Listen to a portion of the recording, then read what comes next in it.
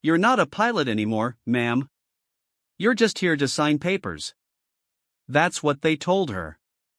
They didn't bring her back to fly. They brought her back to sign off on a forgotten relic. No one at the base knew she once flew that very jet through fire and storms, or that the scars on its fuselage matched the ones on her heart. They told her it was done. They told her she was done. But when the distress call came, and every aircraft was grounded, every pilot silent, she didn't wait for permission. She crossed the tarmac alone, climbed into the A-10 no one believed in, and brought it back to life. And as its engines screamed against the desert wind, entire careers, reputations, and assumptions were about to go up in smoke. Evelyn McCall had once been the kind of pilot they wrote training manuals about. She could land an A-10 with one engine, a shredded wing, and a blown hydraulic line. And she had more than once. There was a time when flight crews across desert airfields would nod when she walked past, not out of courtesy, but out of earned respect. She wasn't flashy, wasn't loud, but when radios went dead and the sky turned hostile, her call sign was the one they waited for. She remembered one landing in particular, a storm over Kandahar, visibility near zero, flares malfunctioning. Her bird had taken shrapnel through the left engine and was bleeding oil faster than they could pump it. She'd switched to manual, cranked the flaps by hand, and brought it in on fumes. The medics she carried in the back didn't know they were seconds from crashing. Evelyn never told them. She just walked off the tarmac with oil on her boots and a quiet nod to the ground chief. Mission done. But war doesn't remember you forever. Her last deployment ended with a transfer slip and a tight smile from a commander half her age. Budget cuts, they called it. Shifting priorities. A new generation of digital flyboys were replacing analog instincts like hers. The brass didn't say she was too old, but the silence said it for them. She signed the paperwork in a windowless office, handed over her wings, and boarded a flight home with nothing but a duffel bag and 2 faded notebooks, her logbooks, no parade, no ceremony, just a seat near the back and a bitter cup of coffee. Civilian life was quieter than she'd imagined, and lonelier. She bought a small house on the edge of a New Mexico town where the wind spoke more often than the neighbors. She taught one semester at a community college, but the students didn't care much for Cold War-era tactics or her stories about dodging SAMs in a valley she couldn't pronounce anymore. So, she stopped teaching. She spent mornings walking the dry trails behind her house and evenings listening to old mission audio she'd converted to digital files, not because she missed the war, but because the war had remembered her, even if no one else did. Then one Monday, the letter came. It was printed on military stock, the kind you don't throw away without at least reading. The seal on the envelope was still sharp, still official. We request your technical expertise for the decommissioning process of airframe assets at Fort Quintero. Report no later than 0814th of next month. No fanfare, no apology, but it named a specific aircraft, tail number 706, her Warthog. And suddenly, Evelyn McCall had a reason to pack her bag again. Not to fly, not yet. But something deep in her bones stirred. Something that hadn't moved in years. The first thing Evelyn noticed when she stepped onto Fort Quintero was the noise. Not the engines or the radio traffic. Those were familiar, almost comforting, but the voices, young, loud, confident in the way only inexperience can be. The base had changed. Or maybe it was the people. Either way, it wasn't hers anymore. She wore her old boots, regulations still polished, still tight across the arch. But around her were sneakers, wireless headsets, and aviator sunglasses worn for style, not sun. The new generation had arrived, simulators in their muscle memory, doctrine in their blood. They flew drones like video games and spoke in acronyms even she didn't recognize. No one saluted her when she passed. Why would they? Her name wasn't on the flight roster. Her wings were tucked under a borrowed field jacket with a visitor's badge clipped to the front like a punchline. To them, she was the temp mechanic. The one command brought in to check inventory during the fiscal downsizing. A formality, an old hand with grease under her fingernails and no relevance to offer. They didn't ask questions, and she didn't give answers. At first, she didn't mind. She wasn't here to relive glory days. She was here for one reason, tail number 706. The Warthog sat behind a double chain-link fence at the edge of the yard, a place where aircraft went to be forgotten before the trucks came to haul their bones to Arizona or overseas museums. Her first day, she walked straight to it, clipboard in hand, eyes scanning each line of paint like it was scripture. Dust caked the intake vents. The canopy was bolted shut. A red tag hung from the gear lever, fluttering in the wind like a half-raised flag. No one else looked twice. The second day, she asked for access. "Command says she's marked for tear down," a young tech replied.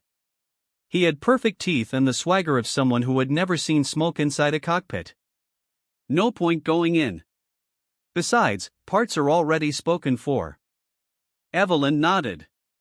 Didn't argue, but she came back anyway.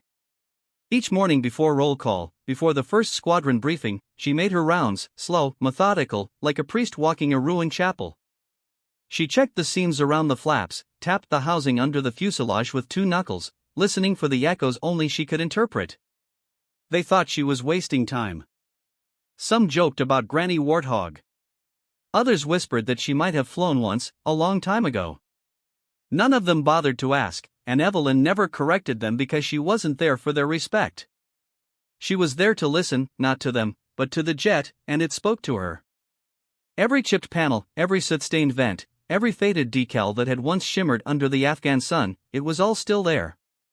Beneath the dust, the silence, the bureaucracy, there was still a warrior underneath. Sometimes she'd stand beside it as the newer birds took off, polished F-35s shrieking into the sky like silver ghosts. The others watched them with admiration.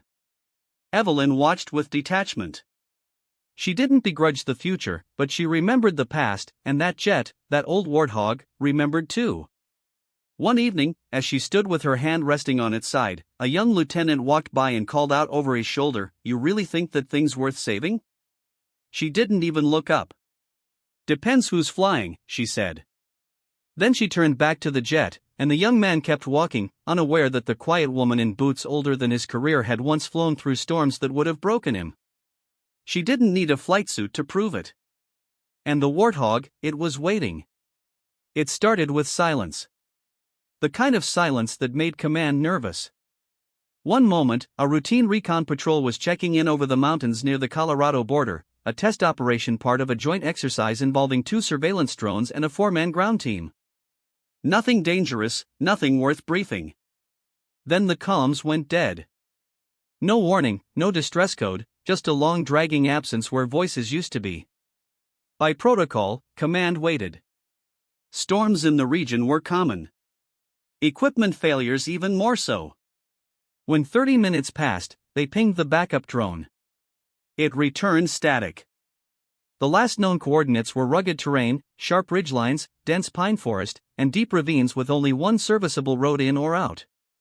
Still no panic, just a minor delay until the drone feed blinked once, stuttered, and died. That was when the tone shifted. You could hear it in the radio room, the tightening of breath behind every transmission, the clipped sentences, the way even the junior officer stopped talking. Command ran through the checklist. No chopper units were prepped. The 2 nearest Blackhawks were undergoing engine work, fuel lines half-stripped. One medevac bird was on an unrelated transport mission. It would take hours to reroute. The colonel made the call. Stand down. Wait for support.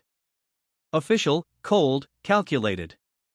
In the hangar, Evelyn was crouched beneath tail number 706, inspecting a pressure seal she knew by touch alone.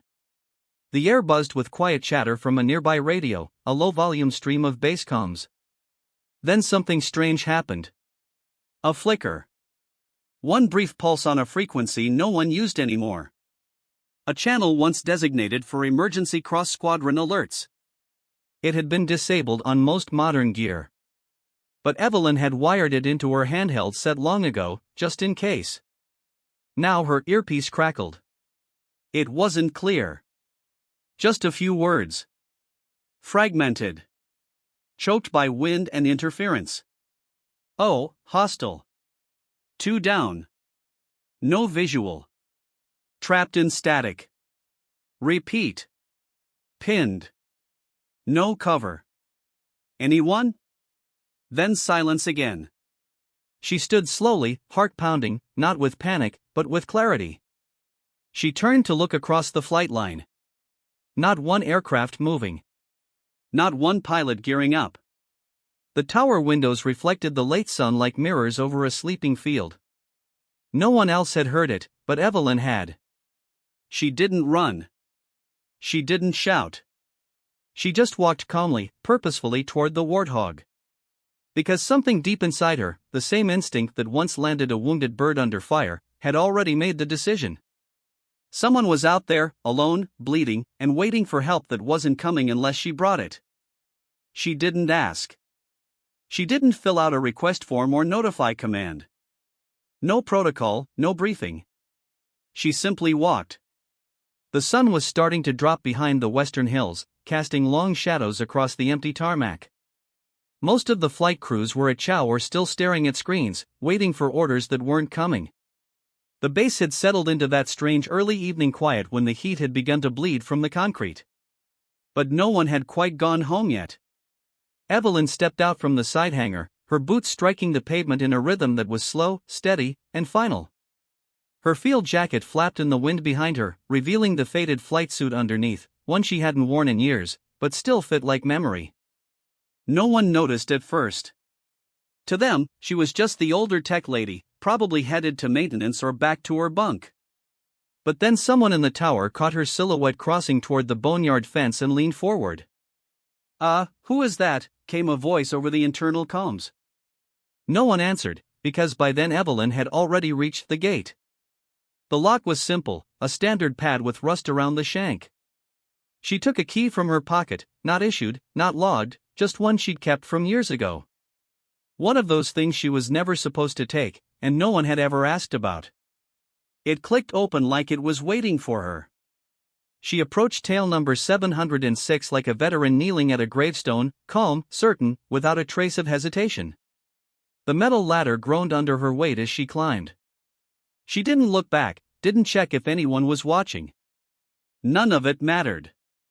She opened the canopy, slid inside, and closed it behind her with the grace of someone who had done it thousands of times and the reverence of someone who never thought she'd get to do it again. Her fingers moved without thought, switches flipped, dials turned, her boots rested lightly on the rudder pedals. She moved through the pre-start sequence like it was still 2007, and her mission briefing had just finished. At first, the cockpit was silent, the heavy, almost sacred silence of a machine long asleep. Then came the whine, low and rough like a throat clearing after years of disuse. The fuel pump clicked on, warning lights blinked red and yellow across the console. One system after another sprang back to life, slow but stubborn, like an old warhorse stretching its legs after too long in the dark. The A-10's engines began to spool, coughing once, then catching. The sound rose into a growl, then a scream. It wasn't just noise. It was a memory brought back into motion. Outside, tech crews dropped wrenches. A siren blared. The tower lit up with voices. Unknown power up on pad 6. Who's in the Warthog? That's a grounded bird. Shut it down now. But inside the cockpit, Evelyn sat with her eyes forward, hands resting on the stick like it had never left her palms. She didn't flinch when the radio barked her name. Didn't pause when a jeep sped onto the tarmac below. She just toggled the flaps, throttled the engines, and watched as the horizon began to blur with heat. For the first time in years, she felt weightless, not in the air, but in purpose. Because the Warthog wasn't just waking up, it was answering a call no one else had the guts to hear. She was airborne before they could stop her. The wheels lifted from the scorched tarmac like a ghost rising from its grave. No call sign, no flight plan, no clearance, just wind, steel, and a woman who had nothing to prove and everything to remember. The Warthog bucked as it climbed, its systems groaning beneath her. Years of neglect showed, one engine coughed on throttle and half the HUD flickered with static. But Evelyn didn't need a perfect machine. She needed instinct. The sky over the Colorado border was darkening, not with clouds, but with smoke. Thin black tendrils curled over the mountain ridge like a warning. The coordinates from the broken signal earlier looped in her mind. She didn't need satellite intel. She could feel where they were. The terrain rushed below her. Sharp ridges, narrow canyons, places where even experienced pilots hesitated. But Evelyn had flown worse in war zones with no maps and only seconds between life and flame. She dropped low. So low the treetops blurred beneath her. The Warthog skimmed the surface like a hunting hawk, its shadow chasing her across the valley. Then she saw them. Smoke, wreckage, movement. A flipped recon vehicle burned near the base of a rock wall. Just ahead, a convoy of unmarked enemy trucks surrounding a rocky outcrop where American soldiers had taken cover. She caught glimpses of bodies, heat signatures, ducking behind rocks, trying not to be seen or killed. And the trucks were closing in. No air cover, no backup, just her. Evelyn pulled hard to the left, banking sharp enough to make the frame rattle. The Warthog's cannon armament was limited, only partially loaded before it was tagged for scrap. Half the ordnance systems were locked behind outdated protocols she didn't have time to bypass. So, she chose her targets carefully. She lined up the first truck, a makeshift technical, with a mounted gun aimed toward the outcrop. Her finger squeezed the trigger. The GAU-8 Avenger cannon roared with a sound that shook the sky. A heartbeat later, the truck exploded in a blossom of fire and debris. The rest of the convoy scattered like insects, unsure where the attack was coming from. She didn't give them time to figure it out. Evelyn dropped into a dive so steep it would have made a flight surgeon sweat. Her targeting systems barely worked, but she didn't need them. She flew by feel, by weight, by memory. She hit a second truck dead center, then veered hard to avoid a rising missile. No countermeasures left. It screamed past her wingtip. Her eyes never blinked. The Warthog coughed again. Warning lights flashed red across her display. The fuel line to engine 2 was showing pressure loss. She didn't care. She wasn't flying for the return trip. She pulled into another loop, fired short bursts to push back advancing infantry, then swooped low enough to rattle helmets on the ground. One of the trapped recon soldiers looked up and raised a hand, not in panic, but in awe. Someone shouted into the field mic, "Who the hell is flying that thing?" No answer, just another roll, another pass, another flash of cannon fire splitting the dusk. Evelyn made one final run, tight, controlled, brutal, and leveled the hillside. The last of the enemy trucks turned and fled. Silence fell. Not because the battle was over, but because the enemy had realized they weren't just outgunned, they were outflown. And the sky now belonged to a woman they had long forgotten. The Warthog limped back toward base under a bleeding sky. One engine was gone, shut down mid-flight after the last strafing run. The other coughed and surged with uneven thrust, pulling her slightly off-center every few seconds. The left landing gear had taken shrapnel on ascent. Evelyn knew it might not hold. The cockpit smelled of burned wiring and sweat. Warning lights still blinked like stubborn embers refusing to go out. The whole frame groaned with every adjustment, not in protest, but like it was holding on just for her. As the base appeared on the horizon, she keyed into the tower, calm as ever. "Quintero Tower, this is Warthog 706. I'm coming in hot." No flaps, no left gear, no time for discussion. A long silence. Then the radio cracked. "You're not cleared for landing." "Repeat, you are not." She shut it off. After the tower scrambled, ground crews ran. Command staff stared at the radar like it had betrayed them. And out on the far end of the tarmac, soldiers and techs emerged from hangars, drawn by the distant growl of a single angry jet. No formation, no escort, just one battered, smoking aircraft gliding in low, skimming the perimeter like a hawk coming home with torn wings. She lined up the runway, heart steady, mind sharp. The gear warning screamed. The HUD flickered. She could feel the left side sagging, ready to collapse. She didn't fight it. She rode it down like a wounded stallion, leaning with it, guiding the descent by feel alone. The Warthog kissed the tarmac, bounced once, then dragged hard left. The left gear gave out. Sparks erupted as the wings scraped the concrete. Metal shrieked. The aircraft skidded sideways, tearing a long scar into the runway until it finally stopped, groaning, steaming, alive, just barely. Silence. No one moved. The canopy opened with a hiss. Evelyn climbed out slowly, boots crunching against scorched paint and dust. Her flight suit was streaked with grime, hair stuck to her face, hands trembling not from fear but from adrenaline finally draining. At the edge of the runway, the base commander approached at a fast, angry pace, flanked by 2 officers. His face was red, uniform half-buttoned, fury barely contained. He stopped 3 feet from her, voice rising. "You had no clearance. You hijacked a grounded jet and violated a dozen regulations." Evelyn didn't flinch. She stared him dead in the eye and said just one thing, "But I brought them back." Behind her, a military Humvee pulled up. 4 soldiers stepped out, dusty, bruised, bloodied, but walking. One was helped by medics. Another turned to look at Evelyn, then saluted, wordless. Gasps rippled through the gathering crowd. Mechanics, pilots, officers who'd mocked her. They all stood frozen as the pieces fell into place: the old jet, the older woman, the impossible mission. She didn't argue, didn't explain. She handed the commander her helmet and turned away, walking past him like he wasn't even there, because she had nothing left to prove. And everything she needed was already behind her: 6 soldiers who were breathing because she had said yes when everyone else waited for permission.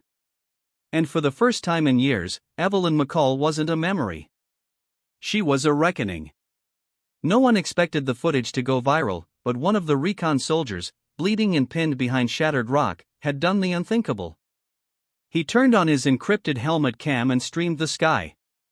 The footage was grainy, shaky, but it didn't need clarity. It had everything else.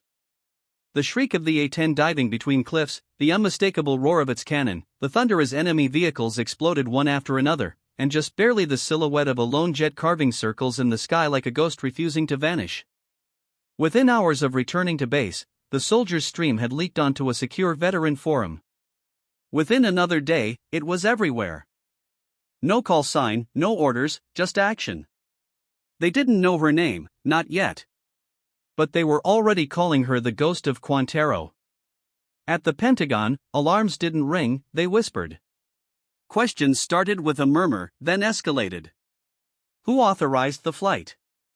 Where did she get the bird? Why was that aircraft operational? Who grounded her and why?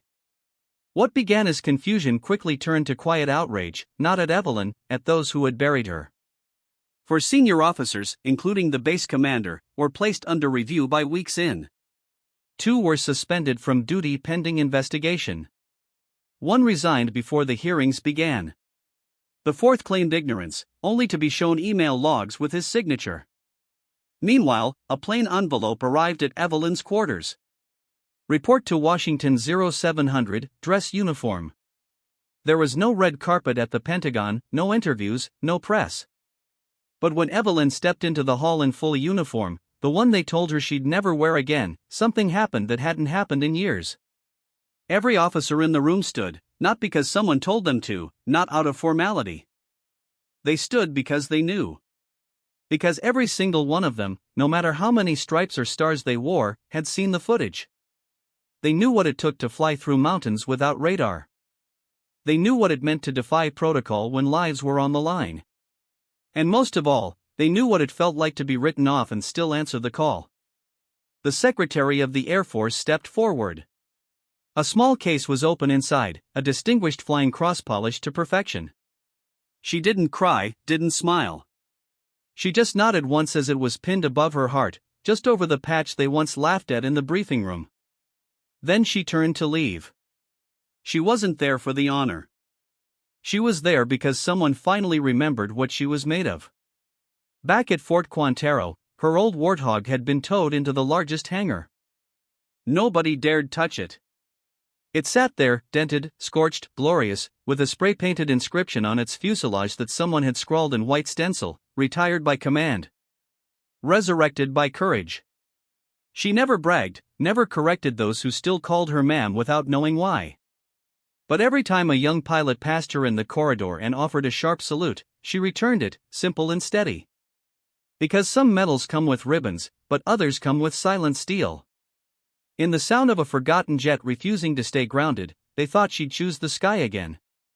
After the medal, after the investigation that rattled the command structure, after every pilot on Fort Quintero had looked at her with a new kind of respect, they assumed Evelyn McCall would return to the cockpit. And she could have, a decorated veteran, a hero, the woman who brought 6 soldiers home in a jet held together by memory and instinct. She could have had her pick of stations. Even a brand new F-35 in a pristine hangar was within reach. But Evelyn just shook her head and smiled faintly. I didn't come back to prove I can still fly. I came back because no one's teaching these kids how to survive when everything falls apart.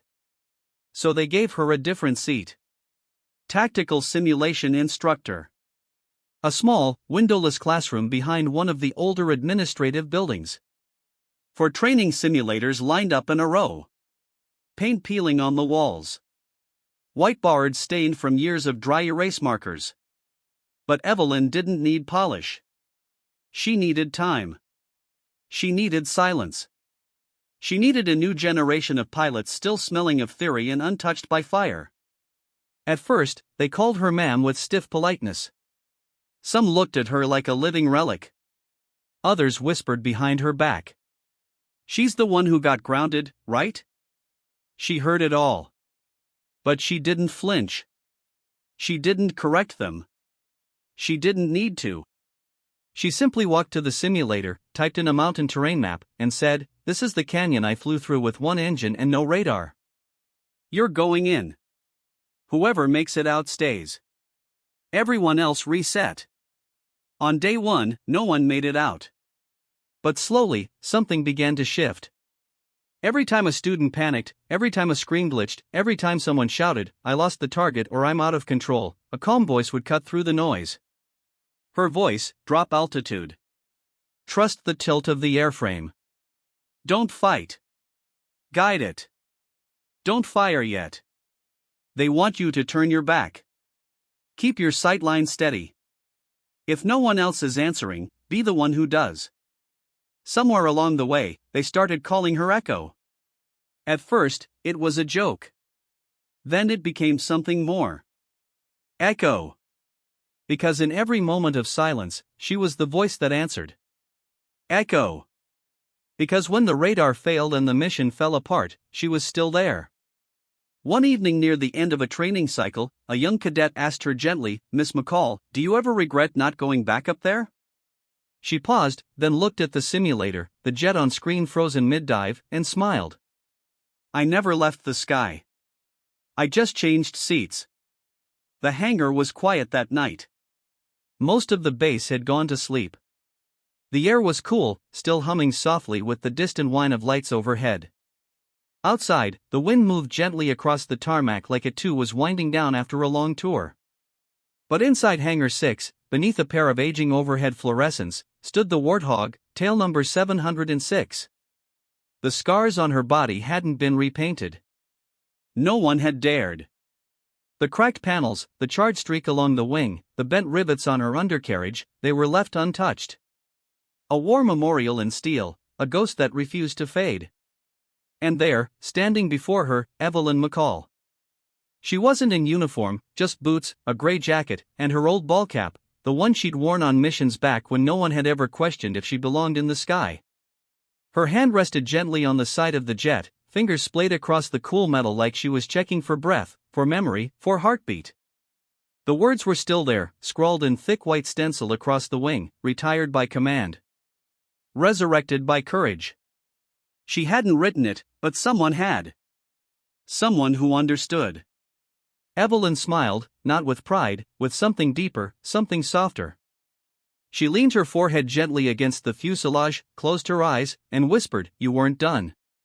She paused, then added, barely audible, "Neither was I." A gust of wind pushed through the cracked side door, lifting a swirl of dust that danced through the beam of a hanging light. It caught in her hair and her breath. She didn't move. For a moment, it was just her and the machine. 2 relics written off, 2 warriors who had outlasted expectations, who had burned too hot to be quietly extinguished. There was no audience, no medals, no radio calls, just silence. And in that silence, Evelyn found peace, not because she had been recognized, but because she had proven something to herself. That when the world says you're finished, you don't answer with words. You answer with action. She stepped back, gave the Warthog one last look, then turned toward the darkened runway. Above, a single jet roared through the sky, one of her students, no doubt, maybe flying through the same simulated canyon she once conquered for real. She watched its lights disappear into the horizon, and for the first time in a long time, she smiled. We live in a time where experience is too often replaced by speed and wisdom gets buried beneath convenience. Evelyn McCall's story reminds us that some things and some people aren't outdated. They're just waiting for the moment they're needed again. She didn't step back into the sky for glory. She didn't fight to be noticed. She acted because someone had to. And because when everyone else stayed silent, she refused to let courage go unheard. How many people like Evelyn walk among us today? Veterans, retirees, elders, parents, men and women with hands worn from service and sacrifice, quietly sidelined by a world obsessed with what's next while forgetting who built what we stand on. Maybe you've known an Evelyn. Maybe you've been one. That moment when no one called your name, but you stood up anyway. That time you acted not because it was easy, but because it was right. So tell us, who's your Evelyn? Who's the person you know that still has fight left in them even when the world says they're done? Leave a comment below and share their story or your own. We want to read them. We need to remember them. And if Evelyn's journey meant something to you, if it reminded you of your own strength, your family's legacy, or the people you still carry in your heart, then please give this video a like. Subscribe for more stories like this from Valor Stories, and share it with someone who might need a little reminder today. That retired doesn't mean forgotten. And sometimes the strongest voice in the room is the one that whispers back when no one else does. Thank you for spending your time with us. We're honored to share these stories with you from Valor Stories.